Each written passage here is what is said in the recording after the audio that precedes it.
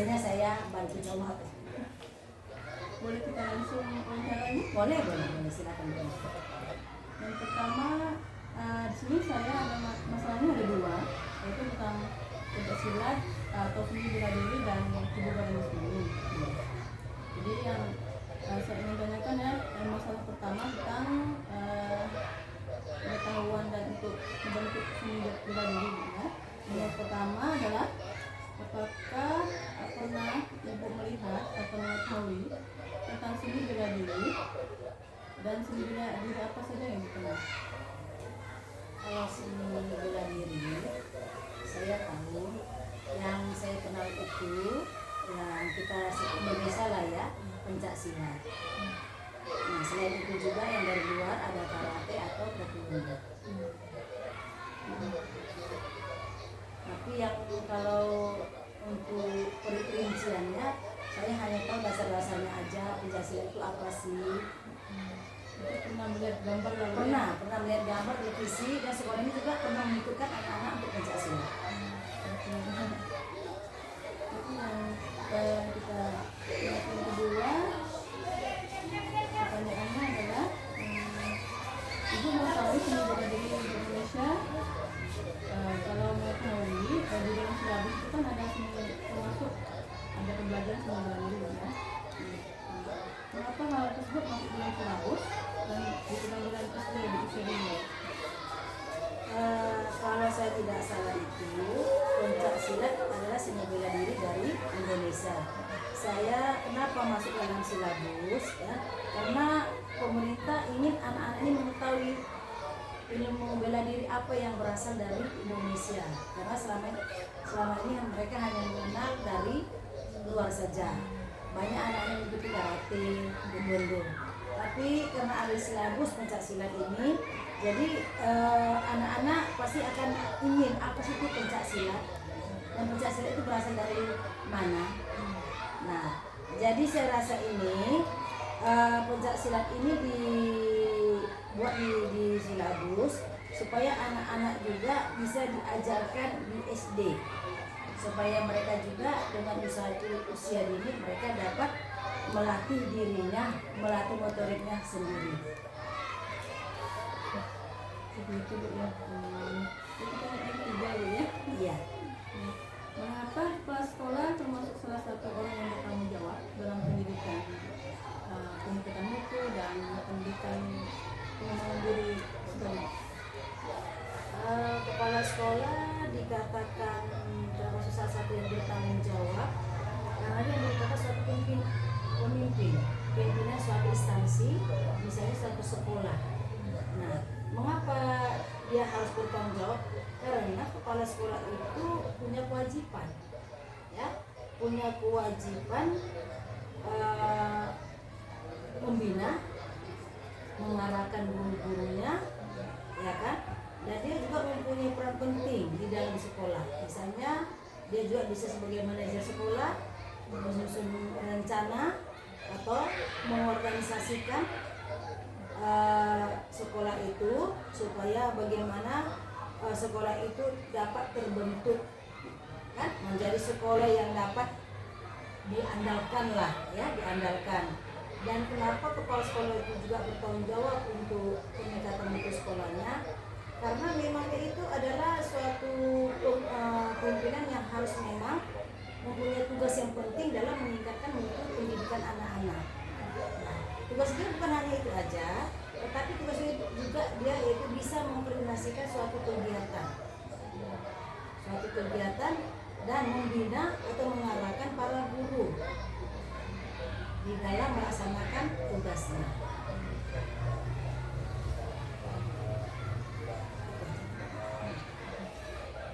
Yang keempat lah Bu ya. Iya. Adakah ibu melakukan pembinaan? Kapan waktu pembinaan yang ada di sekolah itu? Dan solusi apa yang ibu bisa berikan kepada guru, pendidik, bagaimana untuk pembinaan tadi? Kalau dalam melakukan pembinaan itu termasuk supervisi ya. Kan melakukan pembinaan itu ada. Saya biasanya melakukan pembinaan itu biasanya saya lakukan itu dalam satu semester mungkin ada 2 kali atau 3 kali. Tapi biasanya juga tidak hanya supervisi di dalam kelas, tapi juga ada supervisi atau pembinaan di dalam perangkat pembelajaran.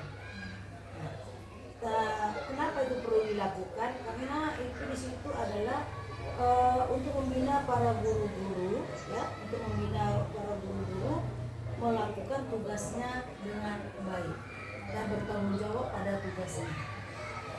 Kalau saya lihat di sini tadi, apa solusi Ibu apabila ada guru atau peserta didik mengalami kesulitan? Ya, kita cari jalan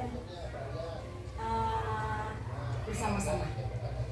Nah, misalnya membantu. Saya biasanya membantu menyelesaikan suatu masalah. Misalnya tidak hanya masalah guru itu saja, tetapi masalah murid. Misalnya begini, seorang guru mengeluh atas sikap anak didiknya atau keterlambatan anak didiknya di dalam menangkap atau belajar. Nah, itu kami akan usahakan bersama-sama dengan guru yang bersangkutan dan sampai menemukan solusi yang baik.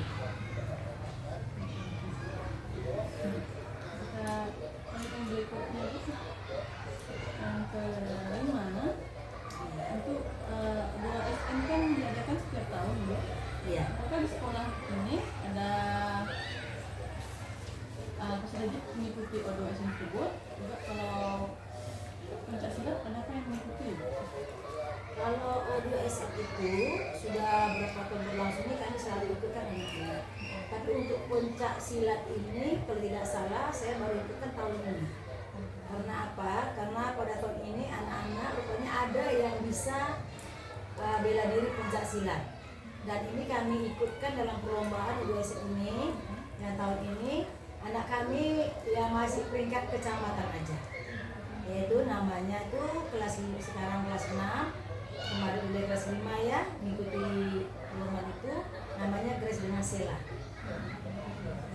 Tapi masih dia mendapat peringkat itu masih peringkat kecamatan. Dan itu memang terus terang guru kami hanya mendampingi dan kami belum mempunyai guru silat dan mereka memang mengikuti kursus ya, latihannya di luar sekolah.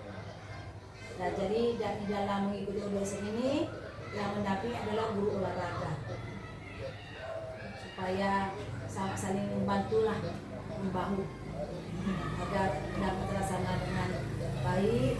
Dan itu kami kasih pembinaan kepada anak-anak mengikuti sebelum bertanding. Nah, jadi sehingga anak-anak itu tidak grogi. Dan puji Tuhan dalam perlombaan ini dapat juara 1, tapi di kecamatan masih di kotanya belum bisa. Mudah-mudahan tahun depannya nanti ada pertandingan lagi bisa mencapai ke kota. Kita lanjut masalah yang kedua, Bu. Iya. Yang kedua, untuk tentang kebugaran jasmani. Apa Ibu mengatakan yang nomor 1 atau Ibu mau tahu tentang kebugaran jasmani? Ya, tentu ya. Kebugaran jasmani itu namanya jasmani ya. Berarti kan kesehatan tubuh. Ya. Jadi kalau kita makanya biasanya sekolah ini seminggu sekali dilakukan senam bersama. Senam bersama untuk membentuk kebugaran jasmani anak didik. Jadi tidak dia sehingga pada waktu belajar dia bisa menjadi lebih fresh. Iya. Iya. Terus yang kedua, saya tanyakan bagaimana menurut Ibu kebugaran jasmani peserta didik maupun guru yang ada di sekolah itu sekarang? Ya, kalau saya melihat sih kebugaran jasmani para guru ini ya pada masa-masa Covid memang ada yang kena ya, terpaksa melakukan isoman ya. Tetapi kalau yang anak didik puji Tuhan semuanya sehat. Ya, mereka sehat dan biasanya kalau kita pada masa Covid itu kita selalu mengukur suhu mereka. Mengukur suhu karena kalau memang suhunya yang melebihi di atas 37 atau 37 aja kami sudah suruh pulang. dan kami suruh untuk berobat, untuk istirahat dulu selama berapa minggu. Ya, jadi kalau untuk guru-gurunya saya selalu menekankan pada guru-guru supaya tetap menjaga kesehatan dan mereka tetap kami pada waktu masa Covid melaksanakannya memang daring, ya, karena memang itu adalah aturan dari pemerintah, dari dinas. Tapi setelah itu kami juga melaksanakan tatap muka secara bersih, jadi supaya artinya ya kita ingin menjaga juga supaya guru-guru ini tetap sehat dan dapat melaksanakan tugasnya dan memegang SOP-nya. Itu saja. Untuk yang ketiga, saya tanyakan Ibu, selain Ibu, siapa yang bertanggung jawab menjadi organisasi ini di bawah Selain saya juga ada guru-guru olahraga, dan terutama yang saya lihat, yang saya tugaskan adalah guru bagian UKS. Nah, tapi tidak hanya itu, tapi saya selalu mengatakan kepada kawan-kawan, kepada guru-guru, tetaplah kita menjaga kesehatan kita, agar pada saat kita mengajar, anak-anak juga melihat ya kesehatannya, sehingga mengikuti apa yang kita sarankan kepada anak-anak, misalnya sarapan, ya kan, sarapan lebih dulu di rumah sebelum berangkat sekolah. Nah, yang bertanggung jawab itu ya saya, Bu, terutama guru olahraga yang megang bidang UKS dan semua guru. Apakah dinas juga mengikuti ya Pak? Ada bertanggung jawab mengikuti? Oh iya, kalau iya kami bekerja sama dengan dinas atau puskesmas, karena puskesmas ini sudah merupakan mitra kerja kami dalam bidang kesehatan. Jadi sehingga kalau ada imunisasi, ya kami bekerja sama dengan puskesmas. Apalagi di sekolah ini berdampingan dengan puskesmas. Ya, dan itu juga yang bertanggung jawab juga, misalnya masalah COVID ini, itu ada berkesinambungannya dengan dinas. Jadi kalau ada suatu masalah atau yang menyangkut dengan anak-anak yang terkena COVID selama masa COVID, kami akan melaporkannya ke dinas dan meminta bantuan kepada pihak rumah sakit atau puskesmas. Nah, kita lanjut yang keempat, Bu. Menurut Ibu, apa sarana-prasarana yang dimiliki sekolah menunjang untuk pembelajaran peserta didik, terutama pembelajaran PJOK? Kalau sarana-prasarananya, saya rasa di sekolahnya cukup baik lah, ya. Untuk pembelajaran PJOK cukup menunjang. Jika anak membutuhkan misalnya olahraga poli, ada, mau senam, kita senam bersama dengan ikuti irama. Yang terakhir, Bu, nomor 5. Saya ingin bertanya perihal kurikulum yang terbaru, yaitu IKM, ya, implementasi kurikulum merdeka. Apakah di sini sudah mulai implementasikan, ya? Dan terus bagaimana ya jalannya? Kalau di sini sudah melaksanakan IKM-nya, implementasi kurikulum merdeka sudah, tapi pada yang melaksanakan itu dari hanya kelas 1 dan kelas 4 saja. Hanya kelas 1 dan kelas 4 saja. Caranya itu kami misalnya mengadakan sosialisasi